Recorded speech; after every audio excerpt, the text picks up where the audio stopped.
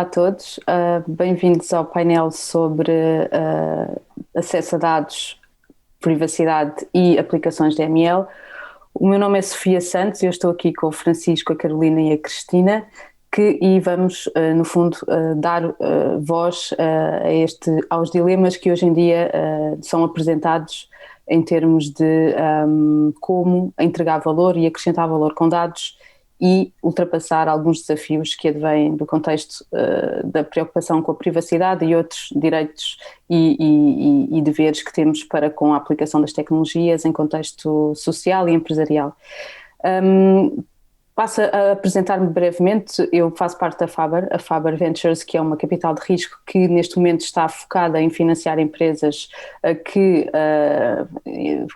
fazem inovação em torno de aplicações de dados e machine learning, e financiamos empresas desde uma fase muito inicial, portanto desde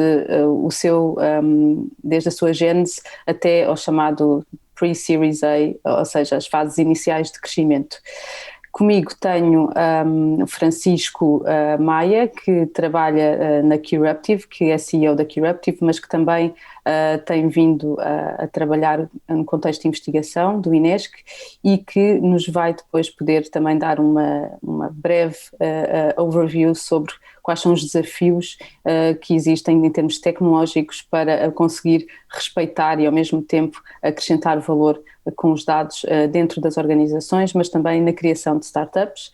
Também tenho a Carolina Amorim, que faz parte da Emotai, uma empresa que está a desafiar a inovação na área da neurotecnologia e que nos traz aqui um desafio interessante, que está a recolher neste momento dados de ondas cerebrais e a aplicar essa inovação e alguma ciência de dados para acrescentar valor às pessoas em contexto de desenvolvimento de performance e até na gestão do burnout.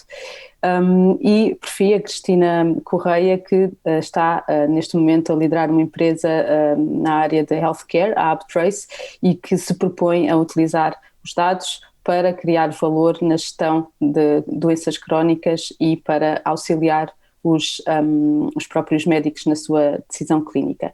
Eu vou dar a palavra aos meus convidados para poderem efetivamente apresentar melhor as suas empresas e o que fazem, mas antes gostava também de vos dar aqui uma visão sobre porque é que este tema é importante de forma muito breve e quais são, no fundo, os aspectos que vamos abordar neste debate. Antes de mais, vamos abordar, obviamente, esta relação, por vezes, que pode ser tensa ou não, entre efetivamente criar valor e respeitar a privacidade e uma série de questões em torno dela para quando estamos a lidar com dados. Por outro lado, vamos poder também antecipar, prever, mas também dar algumas dicas práticas sobre como é que hoje as empresas que nascem já com esta que são de base de inovação em torno de dados, já podem ter estratégias e criam estratégias de base que permitem responder a estes desafios e como já se estão a adaptar de forma fácil e de alguma forma com alguma eficiência, como é que as tecnologias que hoje temos ao nosso dispor, apesar de ainda não serem mainstream, já conseguem também ajudar as grandes organizações nestes desafios, e aí o Francisco certamente terá um apoio a dar, e depois com todas as evoluções que estão a existir, quer seja em termos da União Europeia, quer seja de diretivas, RGPD, ou seja, há aqui uma pressão para a regulação e que como é que este movimento pode impactar também a inovação, a criação de novas startups ou até beneficiar, e esse é um tema certamente que também a nós como investidores também é muito relevante. Por fim, acho que será importante também abordar, e certamente o iremos fazer, como é que comparam as perspectivas entre as empresas, startups que estão a ser criadas agora, com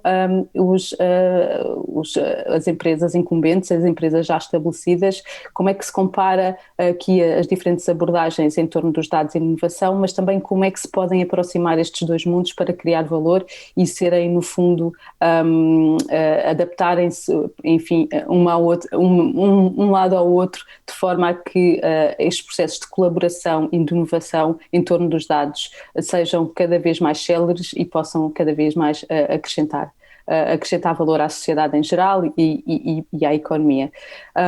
Sendo assim, e depois desta breve introdução, começo por passar a palavra ao Francisco Maia, que vai, no fundo, e que te peço que faças aqui uma breve introdução sobre o que fazes hoje, o que é a Keruptive e ter aqui a tua perspectiva também na componente mais tecnológica, mas também na componente de ligação à academia. Olá a todos, muito obrigado, Sofia. É um gosto estar convosco hoje.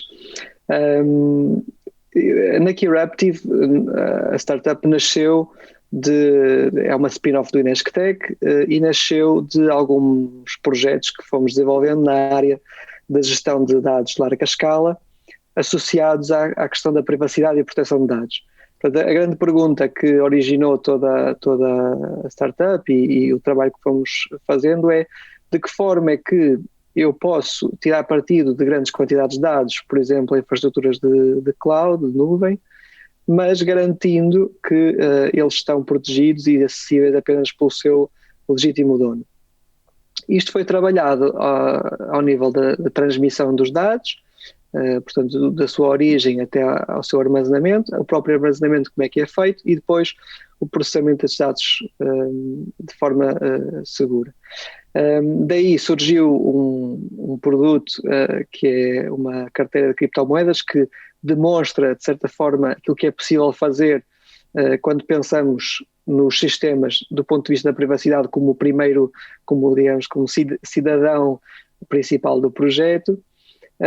E depois, hoje em dia, dedicamos-nos sobretudo a ajudar as empresas na análise dos seus parques de dados, seja do ponto de vista da performance, perceber de que forma é que podemos potenciar a sua performance em grande escala, e depois, ortogonalmente, do ponto de vista da privacidade e da sua proteção. Portanto, de que forma é que eu, olhando para os dados que tenho, posso torná-los mais seguros e respeitando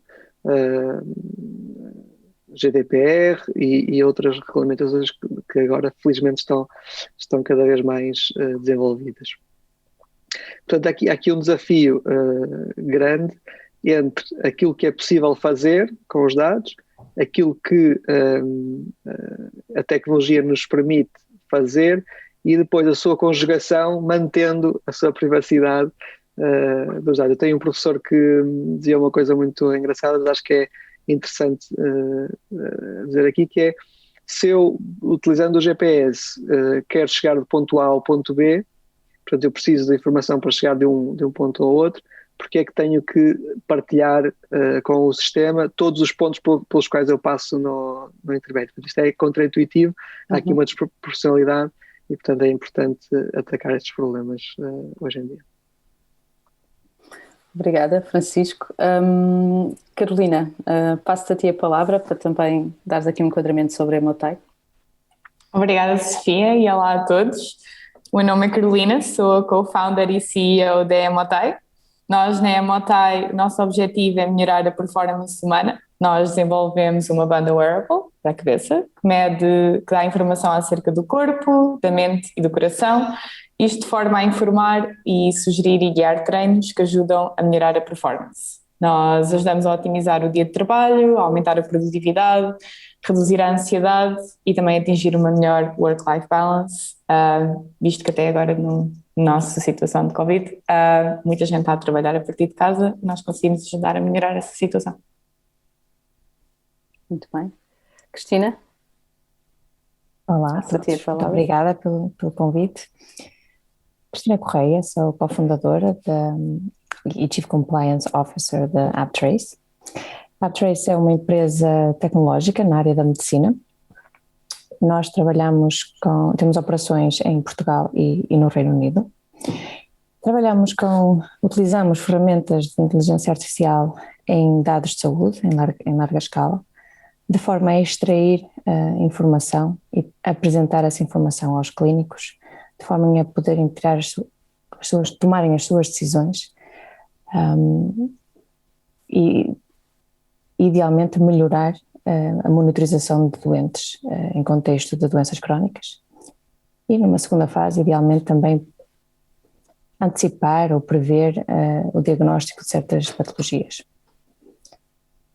Temos sido afortunados em atrair uma equipa multidisciplinar, composta naturalmente por técnicos na área de inteligência artificial, mas também uma equipa de clínicos, em que os clínicos têm capacidade de compreender a linguagem técnica e os técnicos também compreender um pouquinho a linguagem médica e juntos desenvolver estas soluções de uma forma rápida e precisa e indo ao encontro das necessidades clínicas. Assim, muito brevemente, com esta capacidade, permite-nos, quer a nível técnico e de recursos humanos, analisar grandes dados clínicos em tempo real, processar uma larga quantidade de dados, mas também dados complexos, e fornecer essa informação ao clínico. Muito bem, Cristina, e pegando um pouco na forma como já estás a descrever como utilizas os dados, esse era um ponto que tanto queria desafiar tanto a ti como a Carolina para descreverem um pouco na prática e tangibilizarem um pouco o flow dos dados, como é que vocês na prática utilizam os dados e criam valor a partir dos mesmos. Se calhar, Cristina, peço-te que aprofundes um pouco esse tema, ou melhor, que já estavas a entrar, para nós termos a noção de como é que o teu produto está, no fundo, capacita-se e também existe à volta dos dados e como é que criam esse valor, e depois passava então a bola à Carolina. Mas, Cristina, se puderes então fazer um pouco essa tangibilização. Posso dar um exemplo muito prático. Como devem imaginar, cada um de nós como paciente tem um registro clínico, com toda a nossa informação clínica desde que nascemos, e nesse registro está uma imensidão de dados que o médico, no momento em que nos está a consultar, não consegue aceder. E isto torna-se particularmente relevante em casos de pacientes com doença crónica, que necessitam de uma monitorização mais periódica, ao longo do tempo, e que muitas vezes não é adequada, não é atempada, e o que as soluções que estamos a desenvolver permitem é, em tempo real, percorrer, fazer uma leitura dessa informação, de todo esse registro clínico, é extrair a informação relevante e apresentar essa informação ao clínico. Determinado paciente precisa, a certa altura, talvez porque vem levar uma vacina, é oportuno também fazer umas análises ao sangue, medir a tensão arterial, e fica com todo esse conjunto de dados recolhidos e essa monitorização feita. Claro que isto traz eficiências, um valor imediato, quer para a instituição de saúde, que traz eficiências a nível de logística, e melhores cuidados de saúde prestados também ao doente. Portanto, é um valor imediato que trazemos quer à instituição, quer ao doente. Muito bem. E Carolina, passo-te então a ti a palavra para dares assim essa visão sobre o flow, como é que vocês acedem aos dados, portanto recolhem os dados, o que é que fazem com eles e o output, qual é o valor que criam neste caso para as pessoas que estão à procura de um desenvolvimento de performance ou improvement ou melhoria neste caso, ou gerir o seu burnout. Sim, portanto nós desenvolvemos a nossa própria banda que mede ondas cerebrais, mede ritmo cardíaco e mede também movimentos do corpo. Nós traduzimos estes dados de forma a serem facilmente interpretados pelo utilizador, e isto pode ser várias situações em que ou dizemos o nível de stress, o nível de atenção, ou até mesmo podemos começar a prever se a pessoa está a começar a entrar em burnout e recomendar uma pausa, por exemplo. Nós também estamos muito focados em performance trainings, portanto estes exercícios estão dependentes da maneira como é que a pessoa está a fazê-los, ou seja, ao usar a banda nós conseguimos indicar se a pessoa está a fazer bem ou não, chama-se biofeedback, portanto utilizamos os dados para alimentar ao mesmo tempo enquanto estamos a melhorar, e para além disso, no fim, quando o sistema já tem todos os dados ao final desse treino, vai ver qual é que seria o melhor treino recomendado para uma situação específica. Portanto, para além de nós estarmos a utilizar estes dados para o utilizador aprender a como é que deve melhorar e a perceber como é que está a melhorar, nós também utilizamos para o próprio sistema aprender, e quantos mais dados nós tivermos, cada um dos utilizadores, melhor vai perceber o sistema quais são os treinos que para aquela pessoa irão ser mais eficazes. Ok, obrigada. Francisco, agora aqui um desafio para ti, ou melhor, os desafios estão nestas empresas, não é? Quem está de fora e ouve esta ideia de teres os teus dados, o teu cérebro monitorizado, ou os teus dados de saúde, assim, nas mãos de uma empresa que está a nascer, isto assusta, mas ao mesmo tempo entusiasma, porque de facto o valor acrescentado é evidente. Mas como é que hoje em dia, e tu estás muito em contacto com o mundo também empresarial, mas também académico, como é que se pode dar resposta a estes desafios? Ou seja, não descurando o valor da privacidade, mas mesmo assim criando valor numa lógica até na tal nova nomenclatura de como é que se desenvolve produtos numa lógica de privacy by design. Como é que tu vês isto? Como é que podemos responder a estes desafios numa lógica da tecnologia, obviamente? Pois, é exatamente esse o ponto se calhar mais interessante de ver estas startups a aparecerem, porque o que se descobriu nas últimas décadas, ou o que se sublinhou muito nas últimas décadas, é que, de facto, se nós tivermos muitos dados, temos capacidade de extrair conhecimento desses dados, e cada vez que temos, quanto maior for essa quantidade, se calhar melhor e mais conhecimento extraímos. Agora a questão é saber qual é o compromisso entre a quantidade de dados versus o tal valor acrescentado. E portanto é aí que a flexibilidade de uma startup e destas novas startups difere um bocado dos sistemas tradicionais, não é? Porque a tecnologia que permite a anonimização de dados, a introdução, por exemplo, de ruído em conjuntos de dados para aumentar a privacidade do dado individual, ou coisas como o differential privacy, etc. Portanto, existem um conjunto de técnicas que, quando implementadas, lá está, em tempo de desenho, no privacy by design, permitem que os sistemas continuem a extrair conhecimento sem ter necessariamente que quebrar a privacidade da pessoa, do indivíduo, ou da instituição, ou do dado individual, não é? Agora, há aqui dois desafios importantes. Um é o desafio do compromisso, saber exatamente qual é que é o compromisso ideal entre fechar, portanto, irmos para o lado da privacidade ou para o lado do conhecimento. E, portanto, há aqui um trabalho que não é igual para todos os casos. Portanto, daí o desafio. Ou seja, não é possível, por exemplo, pedirmos agora à Carolina que de repente pegue no seu sistema, que tenha um conjunto de processos de manutenção da privacidade, etc., e que vá aplicar num caso B automaticamente. Isso não é possível, não é imediato. E, portanto, há esse desafio do compromisso.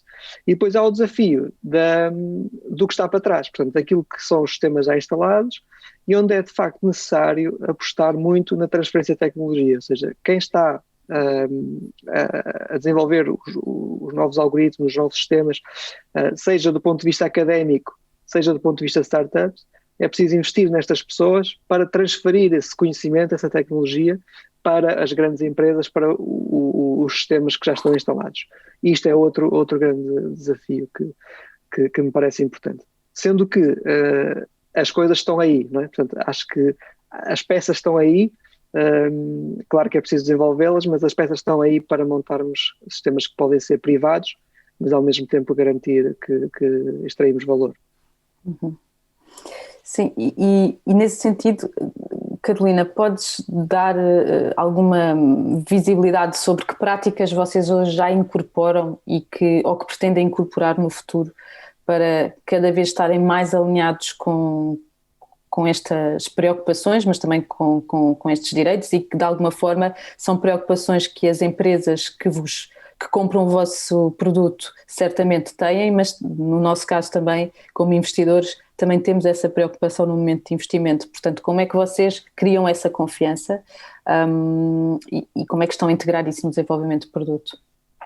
Nós temos a noção que os dados de ondas cerebrais e ritmo cardíaco são extremamente pessoais e temos sempre o cuidado de essa informação ser sempre anonimizada. Portanto, nós só através das ondas cerebrais e do ritmo cardíaco que nós estamos a recolher na nossa base de dados não conseguimos identificar uma pessoa. Isso é mesmo importante para nós estar bem definido.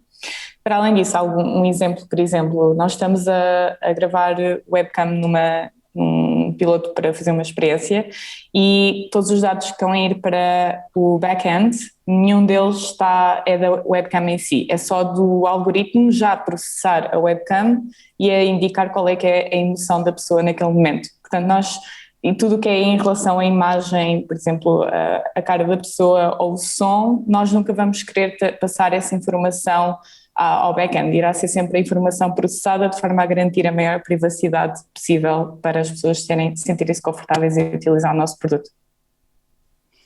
Cristina, tu como Chief Compliance Officer, presumo que parte do teu tempo seja também em torno destes temas e não é por acaso que estás também aqui. Como é que vocês ainda nesta fase inicial na AppTrace estão a resolver estes dilemas numa indústria que também é bastante regulada e certamente tem aqui alguns desafios nesta área? Exatamente. Nós propusemos inovar num setor altamente conservador. E desafiante não só pela complexidade dos dados, mas pela sensibilidade desses dados. E como a Sofia mencionava, para nós tornou-se imperativo, em termos de estratégia, endereçar dois aspectos. A componente regulamentar, endereçando acima de tudo a garantir a segurança da informação.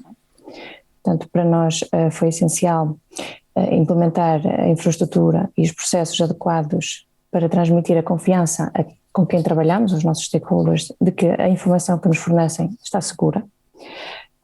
Para isso implementamos a ISO 27001, que é o sistema de gestão de informação, segurança da informação. Essa própria ISO recomenda a implementação de certos controlos que são de ordem técnico, mas também de ordem organizacional, quer a nível de recursos humanos, de treino, mas também de segurança da própria infraestrutura. E aí também fomos mais além, em que nos desafiamos a nossa própria infraestrutura a ser testada, a ser invadida, no fundo, por entidades externas, de forma a garantirmos de que temos a nossa infraestrutura segura. E isto vão sendo selos de confiança que vamos recolhendo e que tivemos o cuidado de adotar, de maneira que quando formos ter as conversas com as instituições de saúde, com os decision makers, de forma a cedermos os dados que necessitamos para desenvolver os produtos e as soluções, tenham essa componente assegurada e que temos essa confiança. Mas não é suficiente. O que nós verificamos foi que seria também necessário fornecer à população que contém os dados um valor imediato, um valor acrescentado imediato. Não era suficiente prometer um valor daqui a X tempo perante a utilização desses dados. Portanto, a nossa estratégia foi desenvolver também soluções que permitissem no imediato gerar valor quer económico, quer em termos de benefícios de saúde, conforme falei anteriormente. E tocando também no assunto que o Francisco mencionou, em termos de capacidade técnica e de conhecimento que muitas vezes não está disponível a adotar de imediato, também nos deparamos com esse tipo de desafios, principalmente no que diz respeito à anonimização ou à não identificação dos dados, principalmente trabalhando com dados não estruturados, portanto trabalhando com texto aberto, torna-se ainda mais desafiante tornar esse conjunto, esse texto que é livre, que o médico escreve o que bem entende, pode ter dados pessoais, pode ter familiares, é um desafio para si garantir a anonimização dessa informação, pelo que internamente foi-nos necessário desenvolver essas competências, essas ferramentas para colocar essa barreira adicional no que toca à privacidade da informação, porque para nós, em termos de organização, também nos queremos reduzir esse risco, implementar, como a Sofia mencionava bem, no que toca a privacy by design, logo no momento inicial, garantir que reduzimos o risco de qualquer quebra de privacidade da informação dos nossos pacientes, pelo que evitamos a todo custo o acesso a dados identificados dos pacientes, portanto transmitimos essa segurança. Trabalhamos também, implementamos ferramentas de que chamamos pseudo-anonimização, que permite também ser reversível. E com isso reduzir em grande medida o risco também nas nossas mãos e que transmite também confiança aos stakeholders com quem trabalhamos. Francisco, aqui pegando nas palavras da Cristina, eu acho que é algo super relevante e transversal, que tem a ver com a questão da confiança, não é? Como é que nós podemos inovar e acrescentar valor, mas acima de tudo os data points que estamos aqui a recolher, tanto da Carolina e da Cristina, temos que criar confiança do outro lado.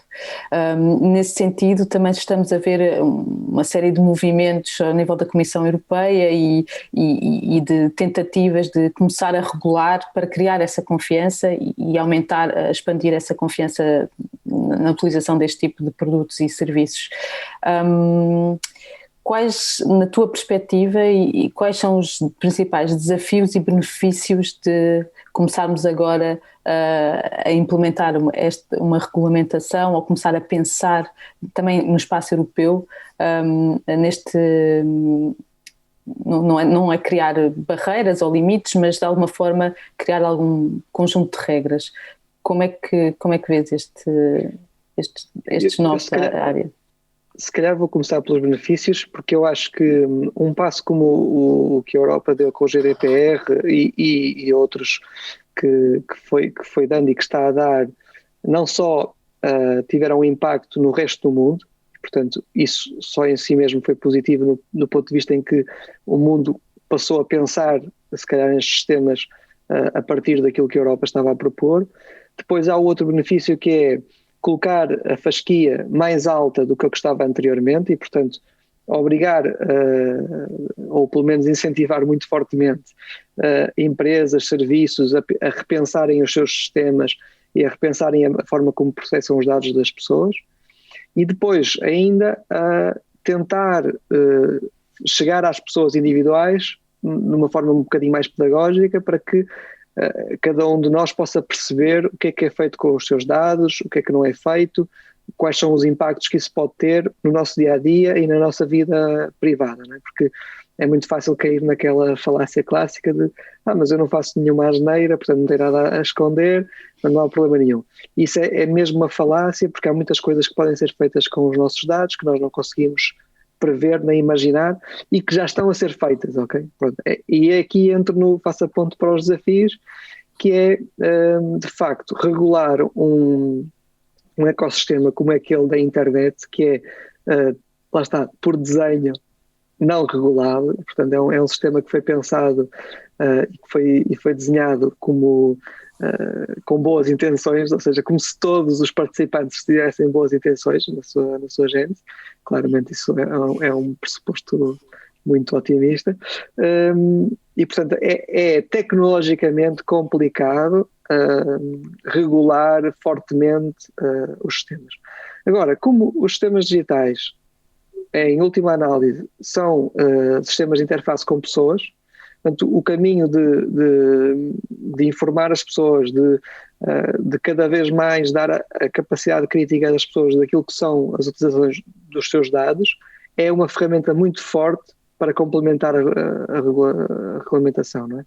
E, portanto, este aqui é o desafio / benefício simultâneo, não é? Que é o desafio de conseguir esta pedagogia, mas que é um benefício porque poderemos incentivar os sistemas a melhorarem, não é?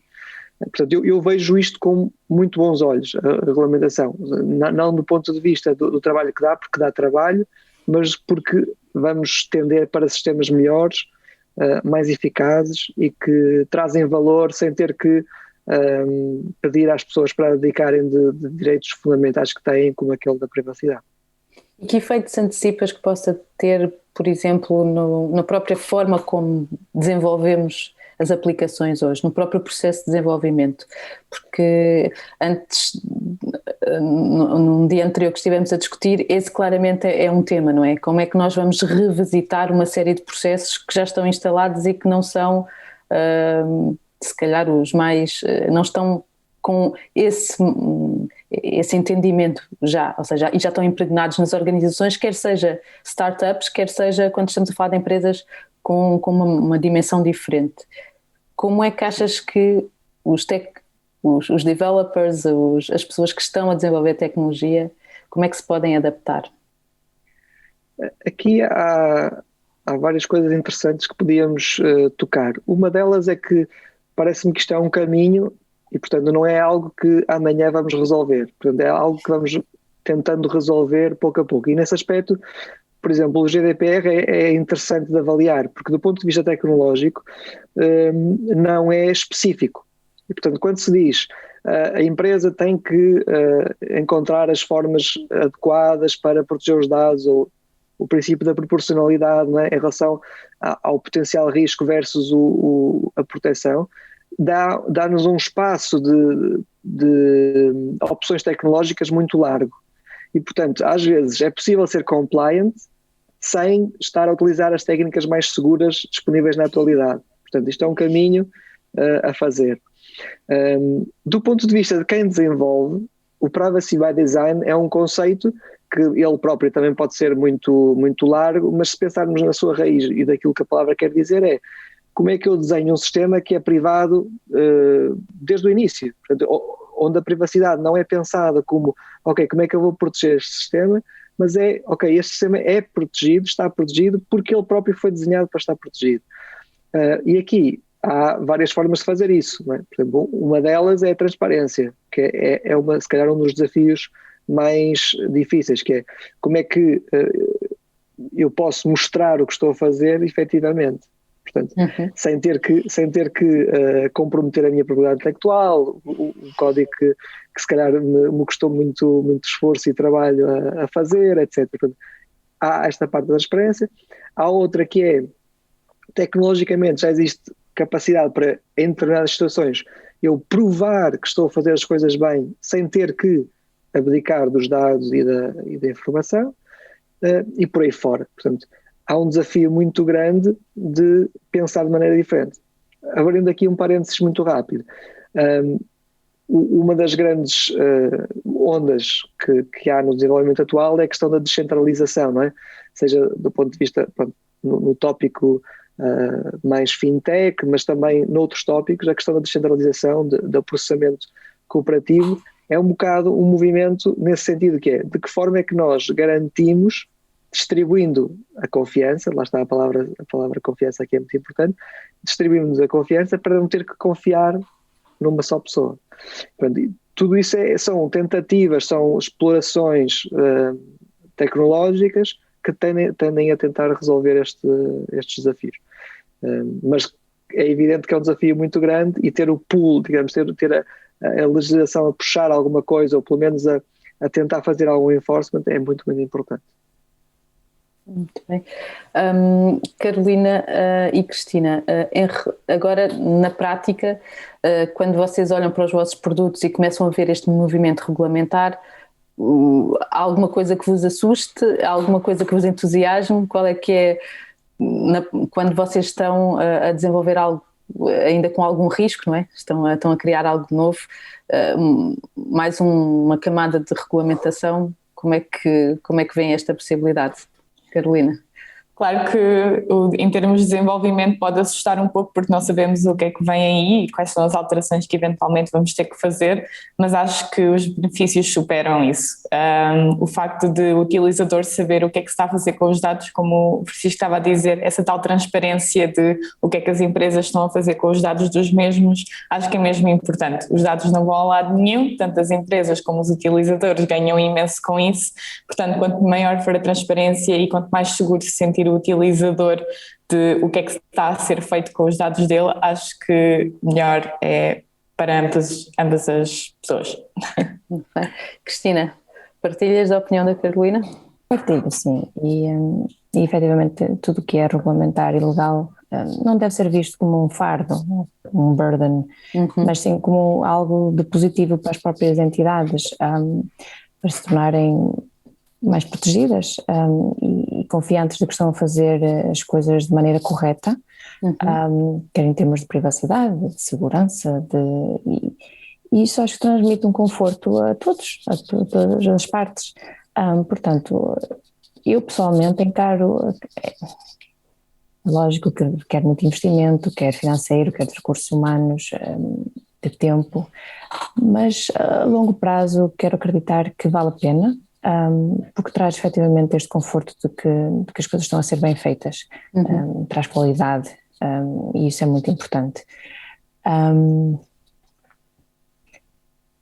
E estas novas normas, esta nova regulamentação que a Comissão Europeia lançou ainda semana passada, acho que é muito importante porque, principalmente na China, fazem-se coisas que não são muito aceitáveis, pelo menos para, segundo nós, como nós aqui na Europa compreendemos a vida, não é? E a Europa, segundo compreendo, também se quer posicionar de uma forma em que não é tudo aceitável, é preciso haver normas, e a inteligência artificial pode e deve ser usada, mas para o bem. E se todos operarmos dessa forma, acho que, mais uma vez, torna-se positivo a curto e longo prazo para todos. Muito bem. Sim, de facto, a questão das diferentes abordagens geográficas, ou seja, Europa, Estados Unidos, China, neste momento não há claramente um alinhamento em termos de visão e políticas e regulamentação. Se por um lado isso claramente coloca a Europa numa perspectiva do bem, como dizia a Cristina, ou seja, se tivermos esta regulação, se tivermos este cuidado, claramente pode ser uma vantagem a médio e longo prazo, mas numa perspectiva depois acaba por ser uma força de tensão quando estamos a competir globalmente. Empresas como a Emotai ou a Uptrace ou mesmo a Keruptive, quando vão avançar para um mercado global, deparam-se com realidades muito diferentes e com competidores que vêm de territórios com maior permissividade em termos regulamentares. E esse claramente é um desafio. Obviamente que o futuro estará certamente na adoção da regulamentação, mas é um desafio para competir globalmente esta diferença de frameworks e diferenças de abordagem, mas sim, claramente se for pelo bem, creio que estamos todos alinhados. Se me permite também só acrescentar, eu creio que foi ainda agora em janeiro realizado um estudo fazendo um certo score de desenvolvimento tecnológico na área da inteligência artificial, que na Europa, China e Estados Unidos. Claramente os Estados Unidos estão mais avançados, a China a seguir, a Europa em termos de desenvolvimento mais atrasada, entre aspas.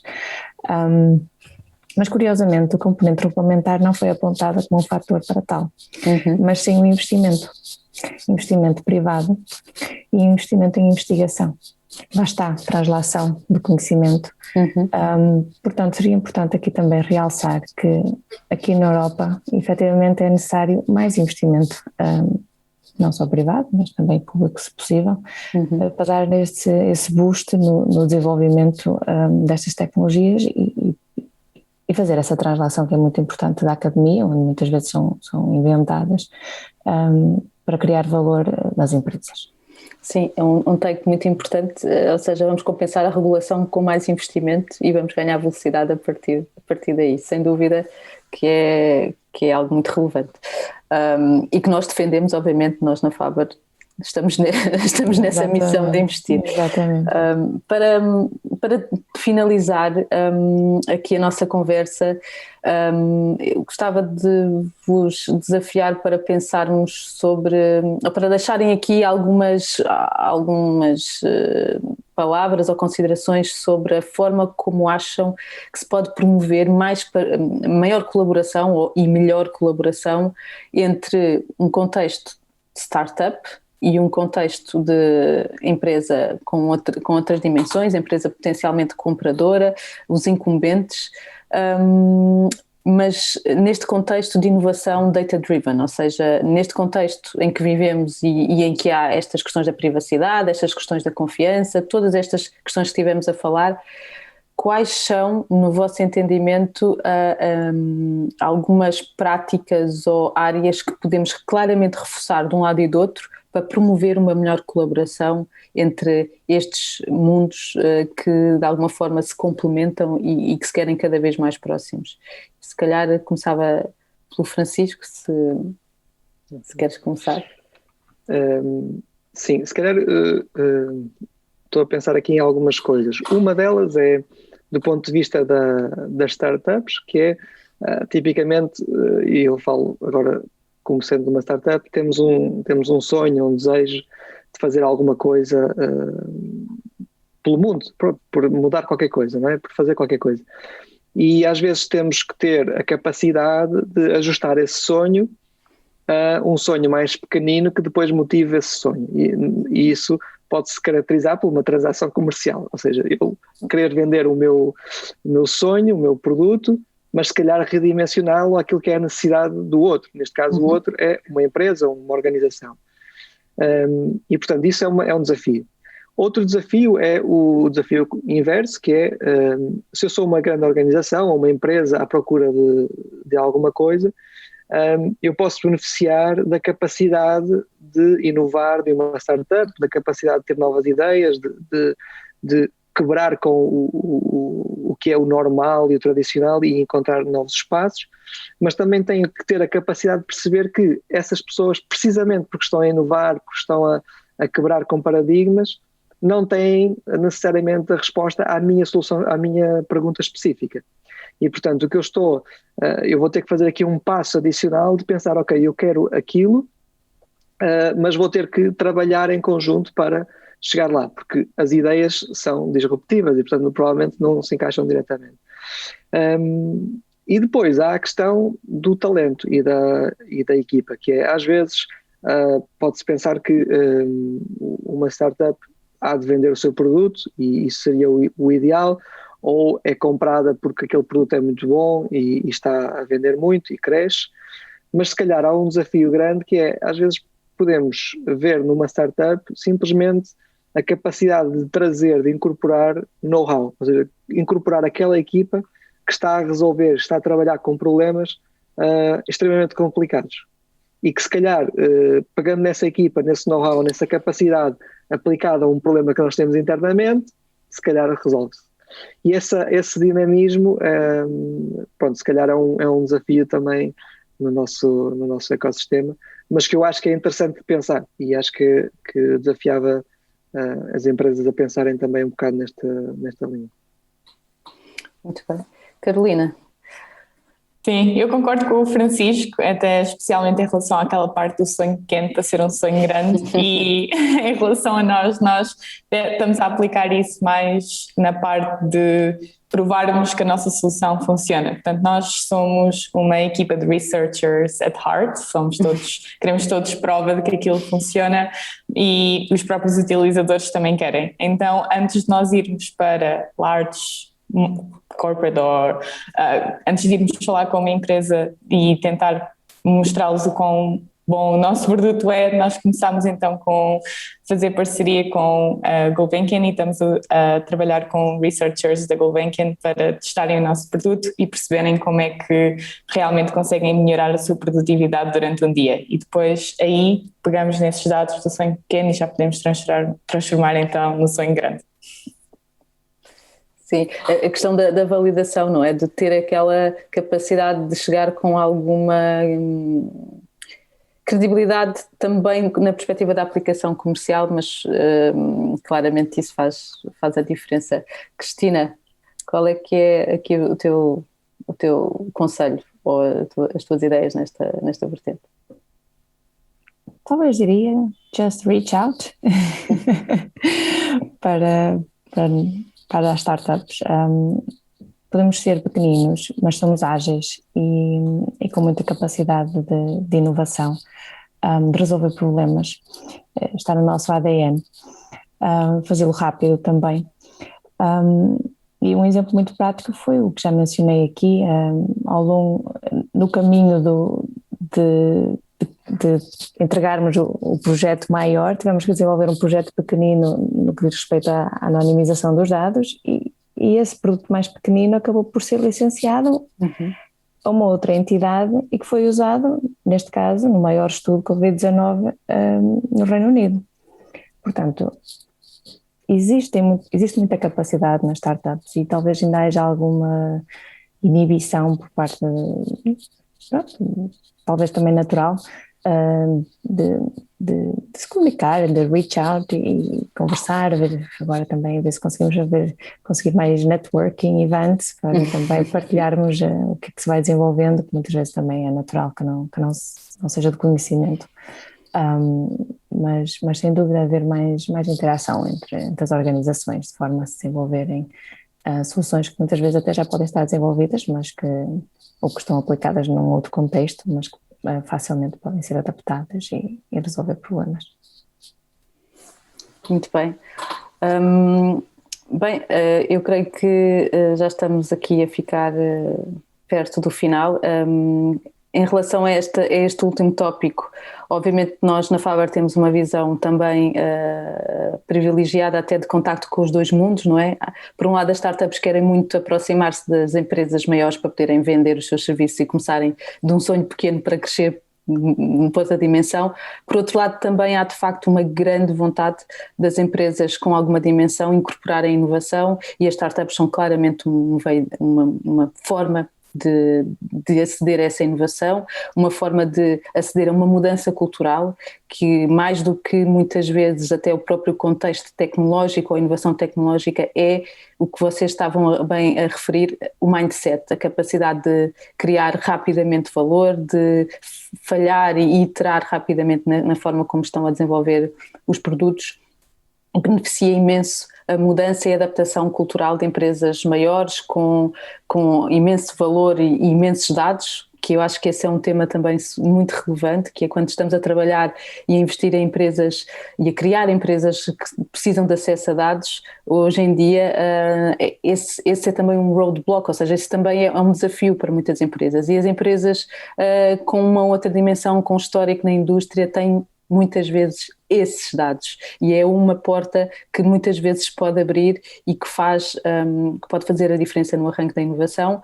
Por outro lado, é óbvio que há aqui uma necessidade das próprias empresas terem recursos alocados, processos definidos para poderem incorporar da melhor forma a inovação. Não basta a intenção de colaborar, mas é também terem processos definidos que possam, no fundo, beneficiar até as suas próprias, a sua tomada de decisão e a forma como olham para o futuro e para a estratégia futura. Mas certamente há aqui sempre muito a fazer. Queria deixar aqui um ponto final, que não é por acaso que vocês todos têm um contexto académico de base e que saltaram da academia para desenvolver uma empresa, e essa empresa tem uma base tecnológica forte e agarrada àquilo que desenvolveram na academia. E esta descentralização da universidade, ou transferência de tecnologia direta da universidade para a criação de empresas, tem um potencial enorme, e em Portugal também, e de facto a nova geração de empresas, eu diria que vão ter, em muitos casos, são R&D driven, ID driven, ou seja, são por base empresas que vão nascer da motivação de investigação e desenvolvimento, ou nascer desse resultado. E isso, numa perspectiva local e em Portugal, e que vocês, apesar de já estarem em vários pontos da Europa e do mundo, são portugueses, isso é algo muito relevante, e acho que em termos de acréscimo de valor, quer seja na área dos dados, quer seja noutras, é uma perspectiva muito positiva para o que pode vir a ser o panorama empresarial daqui a uns anos, e espero que daqui a uns anos sejam vocês os grandes a falar com os tais, com a ambição com as tais startups do futuro. Bem, resta-me agradecer a todos a vossa disponibilidade e a vossa simpatia em partilhar aqui o vosso conhecimento e o que estão a fazer.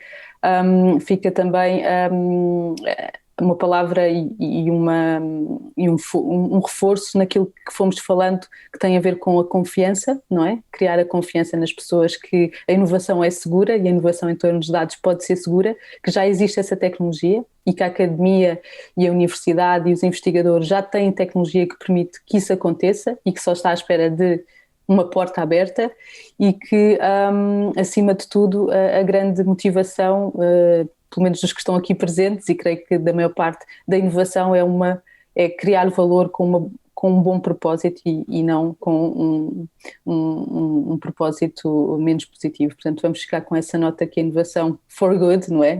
Inovação para criar valor para as pessoas. Obrigada a todos, obrigada à EDC também pela oportunidade que nos deu para falarmos sobre as nossas ideias e as empresas que estão aqui presentes, e espero que tenha sido útil e que tenha sido uma hora ou 45 minutos bem passados a ouvir-nos. Obrigada.